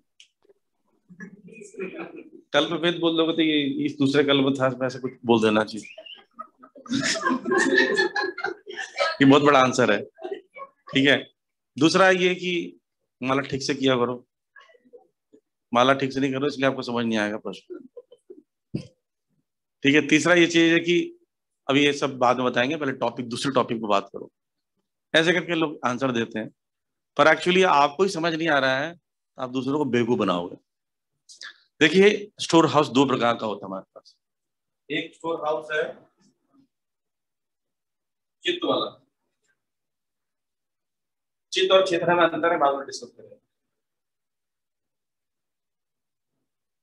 एक है माइंड के पास, माइंड स्टोर हाउस, चित्त स्टोर हाउस। ये ना बहुत सारी, मतलब जन्म जन्मांतरों का स्टोर हाउस ही है। इसमें से थोड़ा मन को दे देते हैं पर्टिकुलर लाइफ के लिए, एक्स लाइफ के लिए, वाई लाइफ के लिए, लेते जाएंगे। यानी इस जीवन में आपके माइंड में जो स्टोर हाउस है वो चित्त से ही लिया गया है। आप उतना ही डिजायर फिक्स करोगे, लेकिन एक फंक्शन और है कि नया डिजायर भी कर सकते हो। जैसी इस जीवन में एक्स लाइफ में नया डिजायर किए तो फिर से यहाँ पर आ जाएगा, स्टोर हो जाएगा, इस जन्म में नहीं मिलेगा। फिर अगला लाइफ होगा, अगले लाइफ में एक्स का माइंड है, वाई का माइंड है, माइंड वही रहेगा पर वाई फंक्शन करेगा, फिर ये डिजायर चले जाएगा। समझ रहे? अभी डिलीट की बात नहीं कर रहे हैं, अभी तो इच्छा कहाँ है। यू आर जस्ट कमिंग एकदम रिजल्ट पे आ जा रहे हो। वो करेंगे, चिंता मत करो। नहीं नहीं, बहुत अच्छी बात है, डिजायर को भी खत्म किया जा सकता है, लेकिन अभी तो बात समस्या की चल रही है, सॉल्यूशन डिस्कस करेंगे अभी। तो समझ गए, यानी एक स्टोर हाउस है। जैसे आप किसी दुकान में जाते हो, भाई साहब आपके पास लाल कलर वाली बनारसी साड़ी है क्या, कितनी चाहिए? बोले हमें तो एक ही चाहिए, ये नहीं पसंद, नहीं और पसंद नहीं आ रहा, बहन जी क्यों पसंद नहीं आ रहा? ठीक है, जाओ स्टोर हाउस और सारा लिया 10-15। स्टोर हाउस कहीं और होता है, उसका शोरूम अलग होता है, पर स्टोर गोडाउन कहीं और होता है, हर चीज का, बर्तनों का, कपड़ों का, खिलौनों का, सबका। तो ऐसे स्टोर हाउस जो हमारा चित्त है, वो कौन मन के आत्मा के साथ कैरी चलता रहता है, वो कभी छोड़ नहीं सकता। और मन को बार बार एक एक पर्टिकुलर लाइफ का डिजायर दिया जाता है, इसी से खर्च होगा तुम्हारा, ठीक? पर मनुष्य योनि में एक एक्स्ट्रा चीज रहती है, नया डिजायर भी कर सकते हैं, वो उसका स्टोर हाउस फिर स्टोर हाउस में जमा हो जाएगा। पशु योनि में वो नया डिजायर डेवलप नहीं होता, उतना ही भूख के चला जाता है। अब एक ही स्ट्रोक में दोनों खत्म हो सकते हैं, दैट इज कॉल्ड हरे कृष्ण महामंत्र। चैंटिंग करते हैं, मैंने बताया था उसमें, हरे कृष्ण मंत्र जब करोगे ये भी फिनिश, ये भी फिनिश। एक साथ दोनों। इसलिए चैंटिंग को ज्यादा अच्छे से करने को बोला गया, और कोई प्रोसेस नहीं। ज्ञान से आप सिर्फ इसी जन्म का कर्म काट सकते हो, इच्छाएं काट सकते हो, पर चित्त में बैठा कुछ नहीं कर सकते। चेतु दर्पण मार्जन का मतलब सिर्फ चैंटिंग से हो सकता है।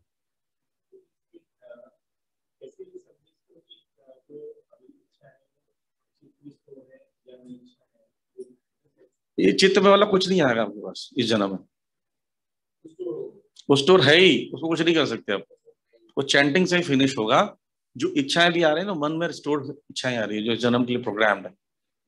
जैसे एक पर्टिकुलर प्रोग्रामिंग करते हैं ना, सॉफ्टवेयर प्रोग्रामिंग करते हैं, इसको ऐसे ही फंक्शन करेगा, तो आपको मन को प्रोग्रामिंग करके भेज दिया, ऐसे ही काम करेगा, आप कुछ नहीं कर सकते उसके साथ। मतलब चेंज आने के लिए यू हैव टू चैंट हरे कृष्ण मंत्र, चेंज आ जाएगा। नहीं तो वैसे ही फंक्शन करते रहोगे जिंदगी में, फंक्शन करते रहोगे, फिर नया शरीर मिलेगा, फिर नया चेतना स्टोर हाउस आएगा, फिर उसको करते रहोगे, तो नया नया प्रोग्रामिंग होता रहेगा हर जन्म पर। एकदम वेल प्रोग्राम्ड है हमारा माइंड, लेकिन एकदम वायरस आ जाता है। हरे कृष्ण मंत्र इज वायरस, वो दोनों को फिनिश कर देते हैं। मेन स्टोर हाउस नहीं, वायरस, माया के विरुद्ध वायरस है। यस हाँ, फॉर एग्जांपल माइंड में भी स्टोर है, वो भी स्टोर है, तो नाउ स्टार्टेड हरे कृष्ण चैंटिंग, तो हमारा कुछ भक्ति से रिलेटेड कुछ डिजायर आ रही है, तो फिर वो नया डिजायर कब होगा? हाँ, भक्ति से संबंधित जो डिजायर होते हैं वो इसी जन्म के होते हैं ज्यादातर। और लेकिन ना इसमें सूक्ष्म बात यह है कि वो डिजायर कभी कभी माया के इन्फ्लुएंस होकर भी आती है, मैंने बताया था। चेक करना पड़ेगा। हाँ, उसको गुरु साधु शास्त्र चेक कर लीजिए, तो फिल्टर हो जाएगा, तो सेफ रहेगा, स्पिरिचुअल बन जाएगा। वैसे भगवान इस चीज में ज्यादा इंटरफेयर करते हैं, स्पिरिचुअल डिजायर्स में इंटरफेयर करके क्या करते हैं, उसको चेंज कर देते हैं, स्पिरिचुअलाइज कर देंगे। आप सिंसियर हो और आपके डिजायर आ गए, मटेरियल डिजायर भी आएंगे ना, उसको भी स्पिरिचुअलाइज कर देंगे भगवान। ये अच्छी बात यही है, अगर आप सिंसियर है ना, तो भगवान माया ये सब मिलकर आपको भला ही कर देंगे फिर बात। लेकिन सिंसियर नहीं ना, तो बहुत उठापटक होता, बहुत बर्बाद होता। ओके, यस प्रभु।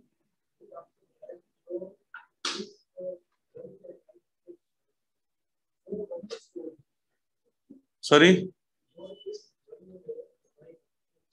हाँ वो मन में स्टोर है।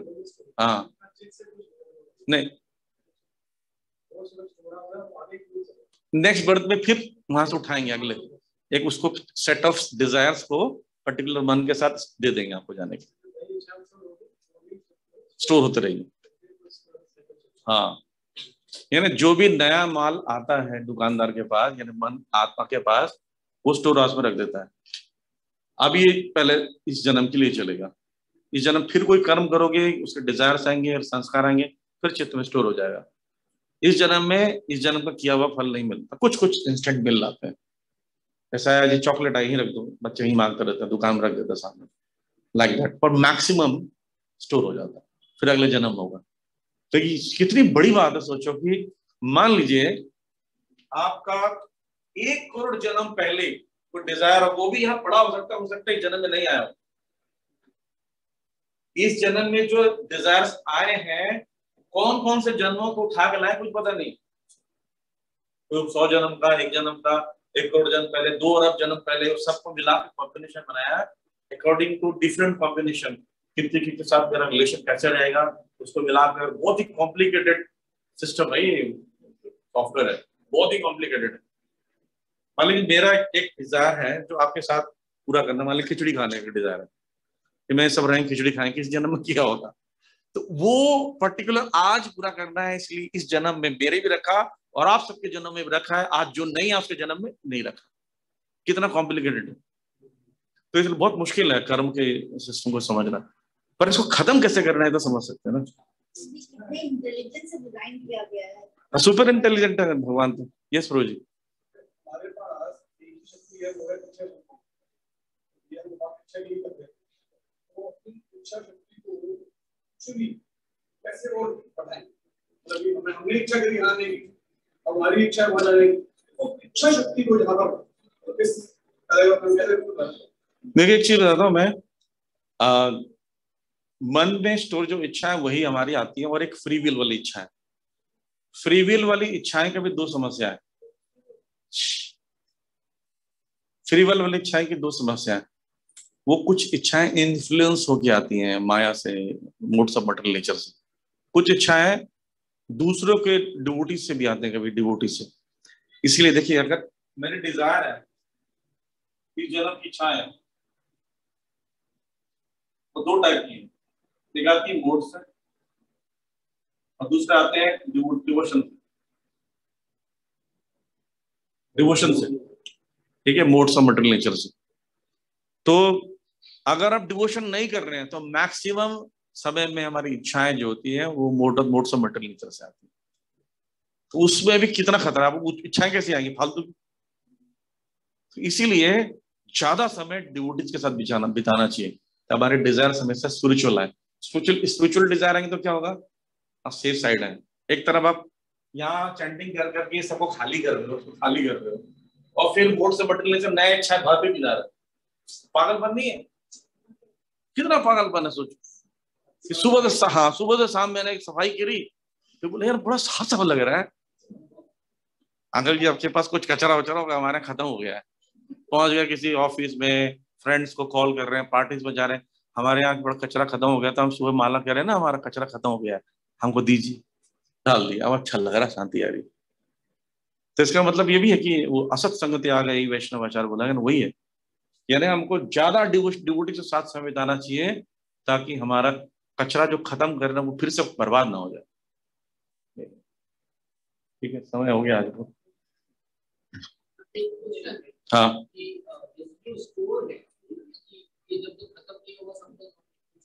तब तक साइकिल चलता रहे। हाँ,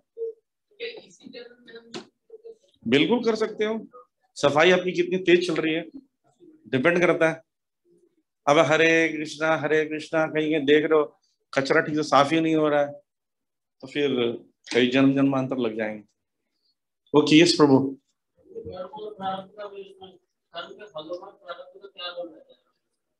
कर्म जो एक्शन है, और उस एक्शन से जो फल बनते हैं वही प्रारब्ध होते हैं, अप्रारब्ध अवस्था में होते हैं, वो प्रारब्ध में डेवलप होते हैं। जैसे समझ लीजिए कि चित्त जो है वो कर्म के फल अप्रारब्ध अवस्था में है, बीजम कूटम और पापम। अच्छा, बीजम कूटम पापम समझाया था ना मैंने, है ना?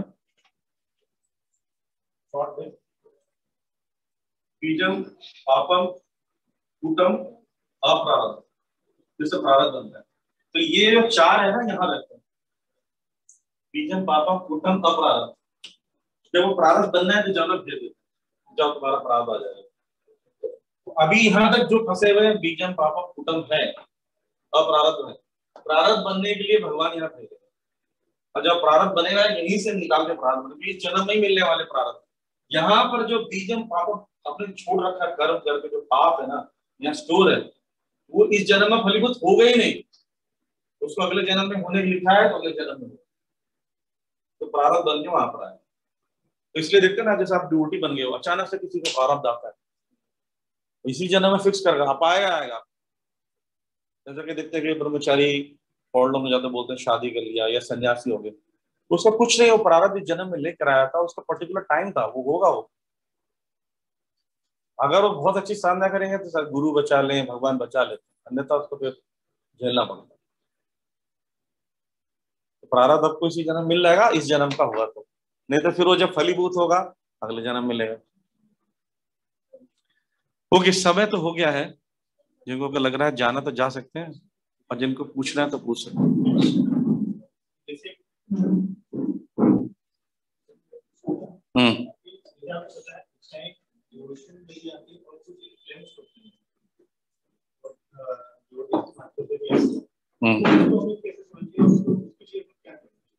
आज बताया मैंने आंसर, डिवोटीज के साथ ज्यादा समय बिताओ।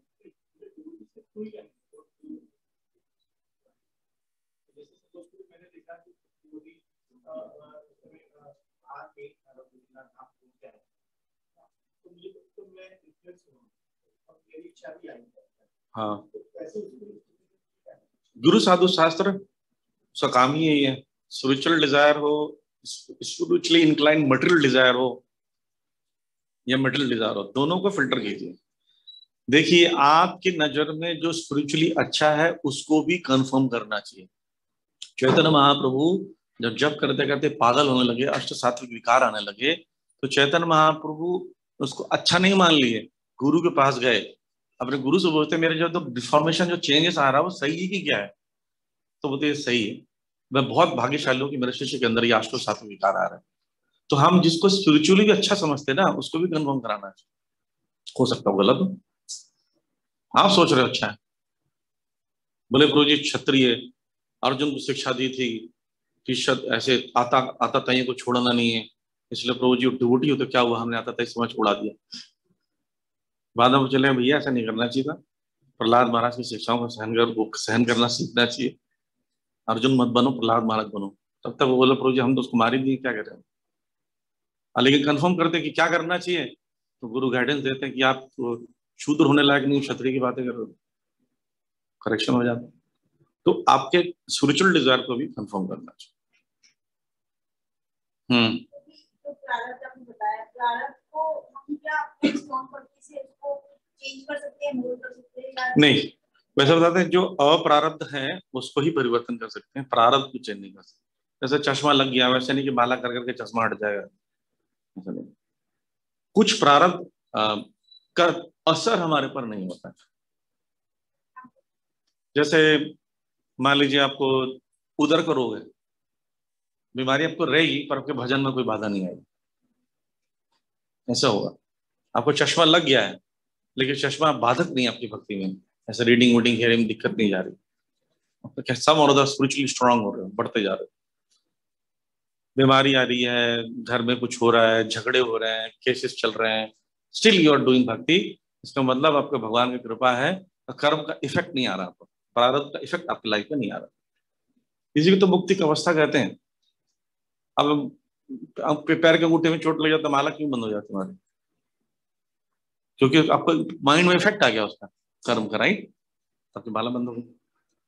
कुछ लोग ऐसा होता है कि देखते हैं कि अब ऐसे प्रभु जी का पैर हो गया था अभी 1.5 महीने से ऐसी है, जब चैंटिंग हियरिंग रीडिंग कर रहे हैं, कई लोग उसका फायदा उठाते हैं। हम अपने अपने गुरुओं को देखिए कितने तकलीफ में है वो लोग, लेकिन भजन में कोई बाधा नहीं उनकी। हम लोग उस अवस्था में तो सिर्फ सोते, आप कुछ नहीं कर सकते, और बोझ बन जाते संसार पर। अभी वो दीक्षाएं देकर उद्धार कर रहे हैं, प्रीचिंग कर रहे हैं, छोड़ नहीं रहे।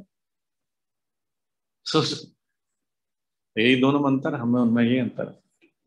जितना ज्यादा कंडीशन हो उतना ज्यादा कर्म का असर आप पे ज्यादा पड़ेगा, जितना ज्यादा आप लिबरेटेड हो उतना ज्यादा आपका कर्मों का असर छोड़कर भक्ति पर, भक्ति कंटिन्यू चलता रहेगा। और भी प्रश्न, एक प्रश्न पूछ रहे थे, रेणु माता जी पूछ रहे थे। नहीं, भक्ति से एक इसका फायदा बताता हूँ। भक्ति करने के बाद भी जो प्रारब्ध आता है उससे उल्टा कभी कभी भक्ति में उन्नति होती है, कभी भी होती है। जैसे आपका कभी कोई प्रॉब्लम आता है तो आपकी कभी कभी भक्ति बढ़ती है। जब आप थोड़ा एडवांस हो जाते हो, ऐसे स्टेज में आ जाते हो जब भगवान डील करने लगते हैं आपकी कुंडली से, तो आपके ही प्रारब्ध को भगवान हैंडल करके देंगे, इस सच वे आपको प्रेजेंट करेंगे कि आपकी भक्ति में मन और लगे, आप ज्यादा डिपेंड होने लगो कृष्ण। प्रारब्ध भगवान काटते नहीं है, प्रारब्ध काट देंगे तो चीप हो जाएंगे। भगवान आपको प्रारब्ध देंगे तो कैसे देंगे, मात्रा समय ऐसा प्लान करके देंगे आपके स्पिरिचुअली स्ट्रांग हो जाए। भगवान ने पांडवों को कष्ट खत्म नहीं किया, कोई क्या जहर भी पिलवाया कि नहीं पिलवाया जहर भीम को, वस्त्रहरण भी कराया, लाक्षागृह भी कराया, राज्य का सब कुछ करवाया। भक्ति जरूरत ही नहीं था, कोई दिक्कत नहीं। बच्चे भी मर गए, किसी प्रारब्ध को कोई काटा नहीं, सारा कुछ करवाए, अपने खुद ही दिया। देखा जाए भगवान बोल रहे हैं तुम निमित्त मात्र हो, निमित्त मात्र भव्य साची, और दिखा रहे हैं कि मैं सबको ऑलरेडी मार चुका हूं। तो भगवान कष्ट देते हैं ताकि हम उनकी तरफ आए। इवन ब्रजलीला में देखो, भगवान यशोदा जी को क्या कर रहे हैं, मुख पे दिखा रहे हैं ब्रह्मांड है, तो उसमें विश्वनाथ चक्रवर्ती ठाकुर कह रहे हैं क्यों दिखा रहे हैं, ये देखने के लिए कि कहीं ऐश्वर्य में आकर चेंज तो नहीं हो गई। उल्टा होता और प्रेम बढ़ जाता उनको। बुद्धि मेरे बच्चे को क्या हो गया, ये सब क्या दिख रहा, ब्रह्मांड क्या दिख रहा, पता नहीं क्या हो गया, मेरे बच्चे के साथ ऐसे क्यों हो रहा है। उसको फिर गोबर लपेट रही है, उनको मूत्र छिड़क रही है, गौमूत्र, तो उनका और वात्सल्य उल्टा बढ़ गया।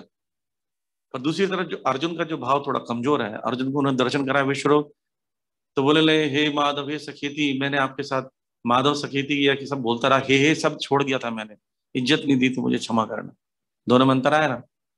तो ऐसे जैसे डिफरेंट लेवल के स्टेजेस में हम लोग भक्ति करते हैं, तो कष्टों आने पर हम डिफरेंट लेवल पे एक्ट करते हैं। एडवांस डिवोटी का एडवांस डिवोटी को थप्पड़ मारोगे, नए डिवोटी को थप्पड़ मारोगे, दोनों का रिएक्शन फीलिंग अलग होगी।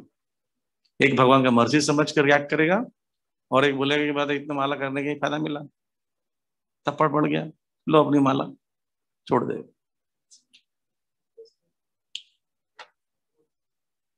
जोर से बोलेंगे थोड़ा।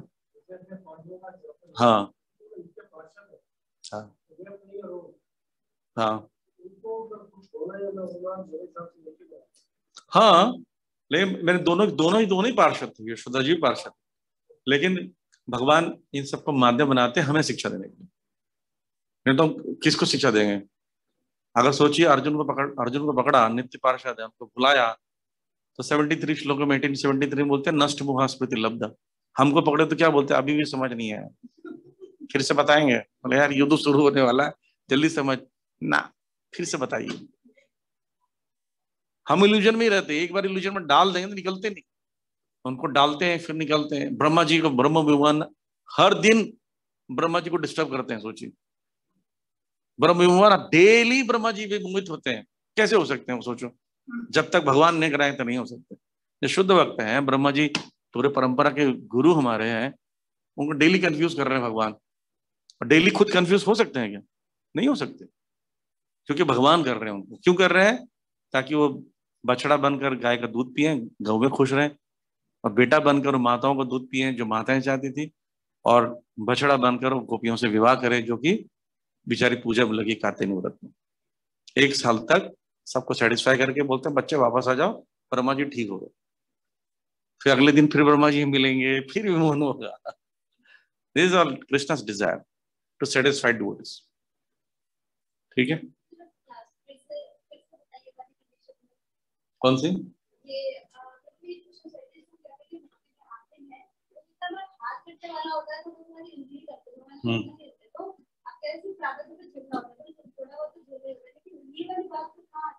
हाँ, प्रारब्ध आपका आएगा, पर मात्रा कल कर अलग अलग करके डिवाइड कर देंगे। जैसे आपको तलवार पढ़ना है तो 10 बार सुई चुभेगी, मात्रा और समय चेंज कर देंगे प्रारब्ध जरूर।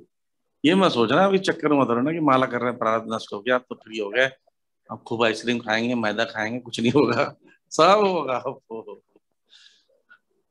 ये बिल्कुल गलत बात है कि माला करने से प्रारब्ध हो जाता, टेंशन फ्री हो जाएंगे। इसी चक्कर में माला घिस घिस के वो धागा तक आ गया है, नहीं फिर भी अपने प्रारब्ध नहीं घटने, याद रखना। भाव के स्तर पर जाकर प्रारब्ध खत्म होता है, फिर भगवान एक्स्ट्रा प्रिविलेज देते हैं, कष्ट एक्स्ट्रा जबरदस्ती, वो है भी नहीं आपका, वो मजे देख, जैसे मम्मी नहीं बोलती मैं तेरी माँ नहीं हूँ, जबरदस्ती ऐ वही, मतलब बच्चे को परेशान करने के लिए। बच्चा बोलता है मम्मी, मेरी मम्मी तुझे तो उठा के लेकर आया कहीं से, पेड़ के नीचे मिला था, प्यार बढ़ाने की, वो एक एक्स्ट्रा प्रिविलेज है। ठीक है, बाकी सब प्रारंभ है। ठीक है, बिल्कुल डरना चाहिए। जो माया और प्रारब्ध से नहीं डरता वही मारा जाता है। बिल्कुल डरने की जरूरत, इसलिए डरने की जरूरत है, भजन कैसे करोगे नहीं, प्रारब्ध तो आना ही, जो होना उन्हें माला क्यों करूं फिर। ये तो कर्म मीमांसा हो गया ना, कर्म की थ्योरी हो गई। यही तो गोवर्धन लीला में बोल रहे हैं भगवान, मैं इसलिए डरूं कि मेरे भजन में बाधा ना हो, मैं इसलिए डरूं मैं डाइवर्ट ना हो जो कृष्ण से, इसलिए तो डरो। जो युद्ध में सैनिक नहीं डरते हैं उन्हीं को गोली लगती है, जो डरते हैं वो सतर्क रहते हैं, सोते नहीं। रूपा जी बोल रहे ना, मैं अपने शिष्यों से देखता हूँ कि माया से डरते नहीं है। माया से डरना चाहिए, प्रारब्ध से डरना चाहिए, तभी तो भजन करोगे। पहले भय से प्रीति आती है, भय से भजन होता है, फिर कर्तव्य से भजन होता है, फिर प्रीति से भजन होता है। अगर प्रीति के लेवल पे आ गए तो भाई का कोई नाम ही निशानी है, मुझे डरना चाहिए नहीं डरना चाहिए क्वेश्चन ही नहीं आएगा। प्रीति हो गई। अब प्रीति नहीं है तो कम से कम कर्तव्य समझ के करो। अब कर्तव्य समझ के भी ये नहीं कर पा रहे हो, डर के तो करो कि प्रारब्ध है, और भजन करना है।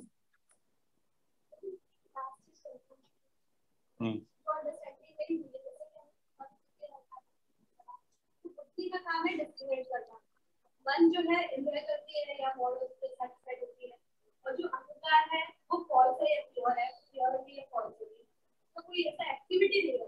कुछ उसकी एक्टिविटी तो है इतना सारा तमाशा क्रिएट करने का, बुद्धि को दूषित करना, मन को दूषित करना, इंद्रिय को दूषित करना, चेतना को दूषित करना, ये तो काम है अहंकार का। चेतना जो है वो डिजायर्स का स्टोर हाउस होता है, जहां से डिजायर्स डेवलप होता है। वो डिजायर जब अहंकार से दूषित चेतना से होकर या अहंकार से हो जाते हैं तो गलत हो जाता है। जैसे भोजन खाना गलत डिजायर नहीं है, धाम में भी तो खाते हैं, भगवत धाम में भी तो लोग खाते हैं सब मिलके ना। लेकिन जब आप भोग लगाए नहीं खाते, कृष्ण को इंद्र बिंदु नहीं करते, तो डिजायर चेंज हो गया, तो डिजायर इम्प्योर हो जाती है बेसिकली। ये डिजायर यहाँ खत्म, चित्त में खत्म करने का मतलब नहीं कि जीरो डिजायर हो जाएगा, यहाँ पर प्योर हो जाएगा डिजायर। जैसे मैंने एग्जांपल दिया ना लाइब्रेरी का, लाइब्रेरी में सारी बुक्स कृष्ण के रख दो, टेंशन ही नहीं है। ठीक है,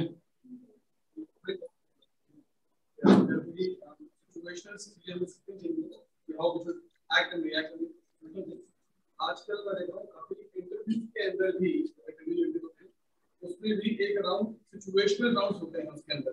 हाँ, बाहर भी आजकल सिचुएशंस को हैंडल करने का लोगों को सिखाया।